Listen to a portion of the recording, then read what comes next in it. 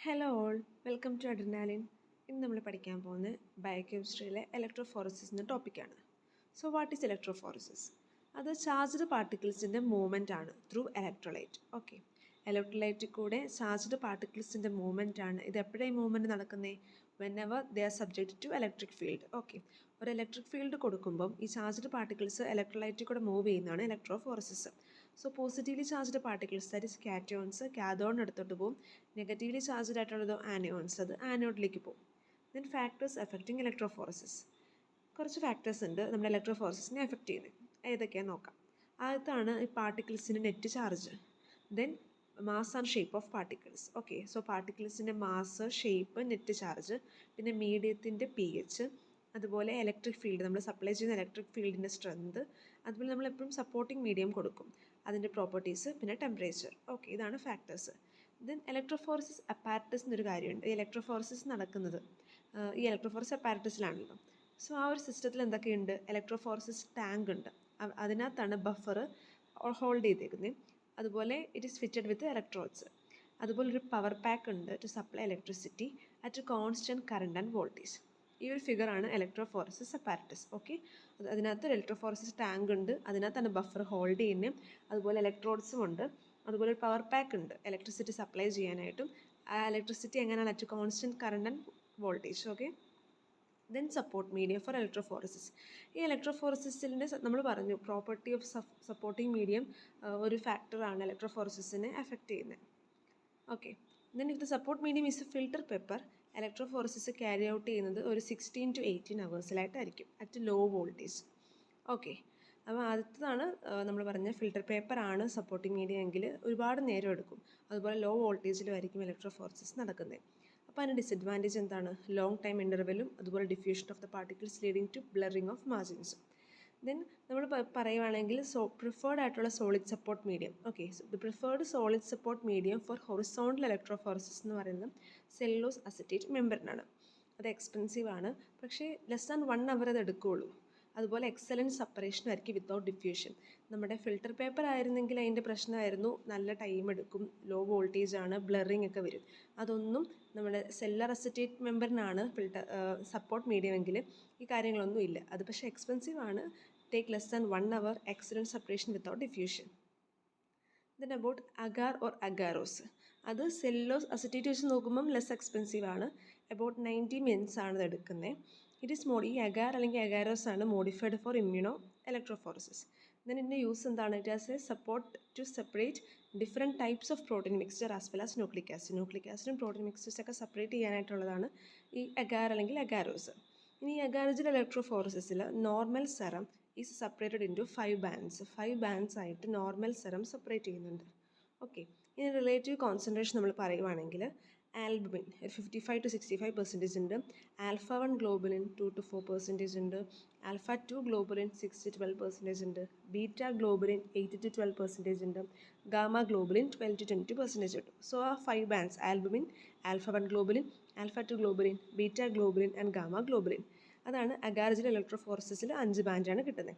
ഇനി ഇതിൽ ആൽബുമിനാണ് മാക്സിമം ആയിട്ടുള്ള മൊബിലിറ്റി ഇലക്ട്രിക് ഫീൽഡിലുള്ളത്. ഗാമ ഗ്ലോബുലിനോ മിനിമം മൊബിലിറ്റി ആയിരിക്കും. അതുപോലെ ഗാമ ഗ്ലോബുലിൻസിന് ആൻറ്റിബോഡീസ് ഉണ്ട്, that is immunoglobulins. Okay, then polyacrylamide gel electrophoresis PAGE. അത് നല്ല മോളിക്കുലർ സീവിങ് എഫക്റ്റ് ഉണ്ട്, that makes a separation very efficient. Okay, നമ്മൾ പറഞ്ഞു അഗാരജിൽ ഇലക്ട്രോഫോറസിസിൽ 5 ബാൻഡ്സാണ്, അതേസമയം പോളി അക്രിലമൈഡ് ജെൽ ഇലക്ട്രോഫോറസിസിന് 20 ബാൻഡ്സിൽ കൂടുതലുണ്ട്. It is used for molecular weight determination as well as for assessing the purity of protein. Then another common variant എന്ന് പറയുന്നതാണ് SDS-PAG electrophoresis, sodium dodecyl sulphate. Here proteins are boiled for 1 to 2 minutes with denaturing agent sodium dodecyl sulphate SDS.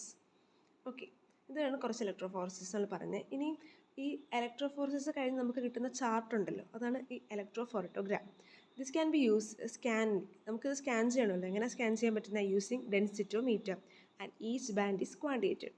In the densitometer light is passed through agar gel plate. Okay, ഈ densitometer ആണ് നമുക്ക് കിട്ടുന്ന chart. ഈ നമുക്ക് കിട്ടുന്ന ചാർട്ടിനെ scan ചെയ്യുന്നതാണ് അല്ലെങ്കിൽ view ചെയ്യാൻ പറ്റുന്നതാണ് ഡെൻസിറ്റോമീറ്റർ. ഈ ഡെൻസിറ്റോമീറ്ററിൽ ലൈറ്റ് പാസ് ചെയ്യും അഗാർജൽ പ്ലേറ്റിൽ കൂടെ.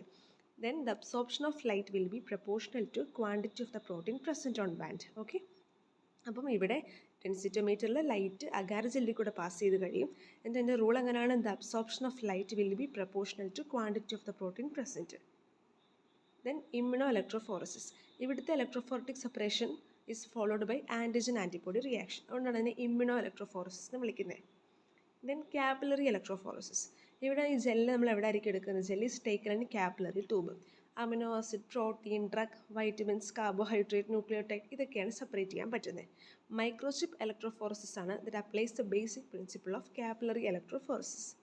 ഓക്കെ, അപ്പോൾ ഇത് ഒരു കാപ്പിലറി ട്യൂബിലാണ് ജെൽ എടുക്കുന്നത്. അമിനോ ആസിഡ്, പ്രോട്ടീൻസ് പോലത്തെ കാര്യങ്ങളൊക്കെ സെപ്പറേറ്റ് ചെയ്യുന്നുണ്ട്. മൈക്രോചിപ്പ് ഇലക്ട്രോഫോറസിസ് ആണ് ബേസിക് പ്രിൻസിപ്പിളായിട്ടുള്ളത്. High voltage electrophoresis. യൂഷ്വലി നമ്മൾ ഇലക്ട്രോഫോറസിസ് ഒക്കെ ക്യാരി ഔട്ട് ചെയ്യുന്നത് ഒരു വോൾട്ടേജ് ഉണ്ട് ലെസ് ദാൻ 250 വോൾട്ടും കറണ്ട് ഒരു 1.5 to 2.5 മില്ലി ആംബിയർ ഒക്കെ ആയിരിക്കും പെർ സ്ലൈഡിൽ.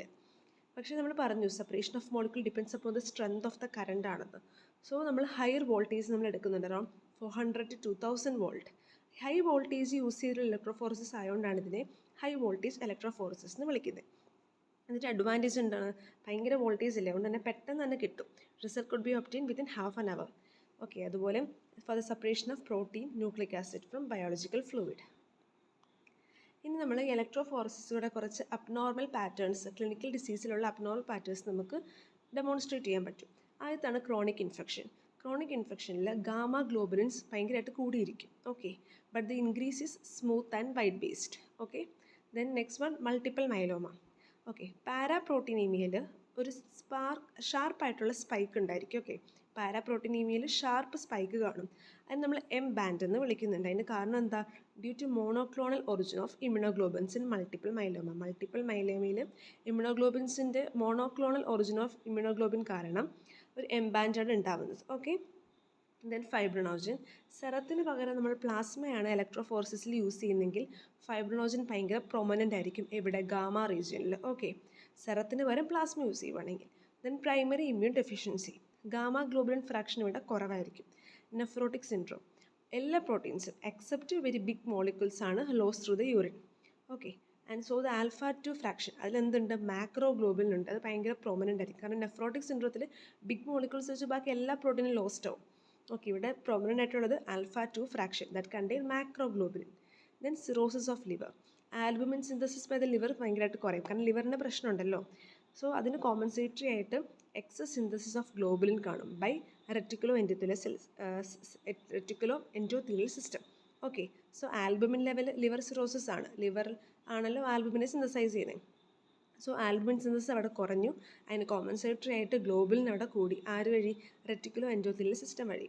So albumin band will be thin ആയിരിക്കും with wide beta fraction. Sometimes beta and gamma fraction are fused. Okay, അപ്പോൾ ഇത്രയുള്ളതിൻ്റെ അബ്നോർമൽ പാറ്റേൺസ്. സോ ഇലക്ട്രോഫോറസിസ് കുറച്ച് ഇമ്പോർട്ടൻറ്റ് ടോപ്പിക്കാണ്, പക്ഷേ ഭയങ്കര ചെറുതാണ്. അതതിൻ്റെ ഇൻട്രൊഡക്ഷൻ നോക്കാം.